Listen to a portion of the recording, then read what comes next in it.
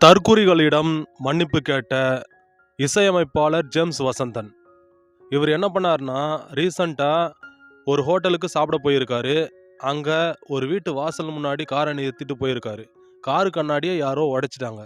உடனே இது தற்குறிகளோட வேலையாக தான் இருக்கும் அப்படின்னு சொல்லிட்டு தளபதி விஜய் ரசிகர்களை வம்புக்கு இழுத்துருக்காரு. அதுக்கப்புறம் காவல்துறை அவர்கள் விசாரித்த பொழுது தான் தெரியுது, அந்த வீட்டு ஹவுஸ் ஓனர் தான் கார் கண்ணாடியை உடைச்சிருக்காரு. ஏற்கனவே பல வாட்டி அவர் சொல்லியிருக்காராம். அதெல்லாம் மீறி ஜேம்ஸ் வசந்தன் அதே வீட்டு வாசலில் நிறுத்தியிருக்காரு. எரிச்சல் தாங்க முடியாத அவர் அந்த கார் கண்ணாடியை உடைச்சிருக்காரு.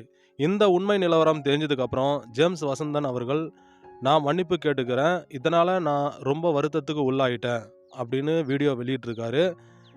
இதெல்லாம் உங்களுக்கு தேவையா ஜேம்ஸ் வசந்தன் அவர்களே?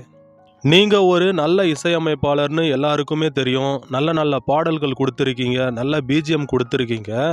உங்களுக்கு இப்போ வாய்ப்பு வரலனா புதிய வாய்ப்புகளை தேடணும். அதை விட்டு விளம்பரங்களை தேடக்கூடாது. நீங்கள் இதை தான் பண்ணியிருக்கீங்களா அப்படின்னு சொல்ல முடியாது. இதுக்கு முன்னாடி தளபதி விஜய் மீது ஊழல் புகாரை தெரிவிச்சிருக்கீங்க.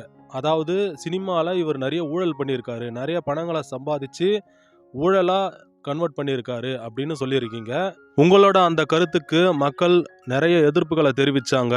ஏன்னா நாம் ஒன்றும் விஜய்க்கு ஒரு 5 வருஷம் சிஎம் வாய்ப்பு கொடுக்கல. அவர் அரசியலில் இருந்து நிறைய ஊழல் பண்ணி தனிப்பட்ட தேவைகளுக்கு அவர் பயன்படுத்தலை.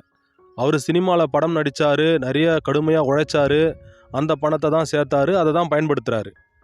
இந்த விஷயத்தை புரிஞ்சிக்காமல் ஊழலுக்கு அர்த்தம் என்னன்னு தெரியாமல் விஜயை வம்புக்கு இழுத்தீங்க.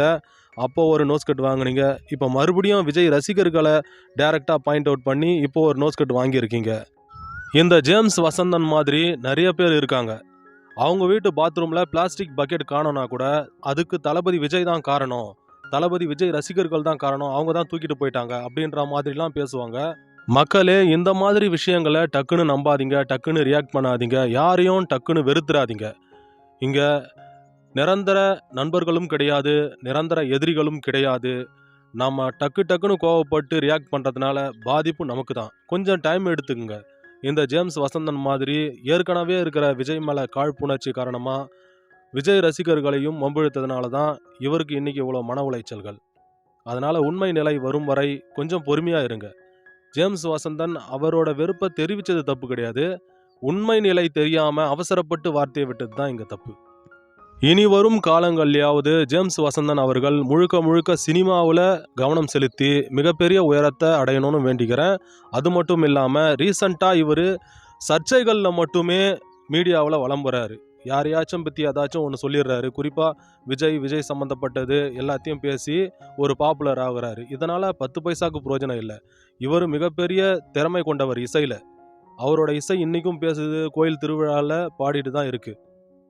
அப்படிப்பட்ட திறமையை இவர் இன்னும் வெளிப்படுத்தி வாழ்க்கையில் மிகப்பெரிய உயரத்துக்கு போகணும். நன்றி.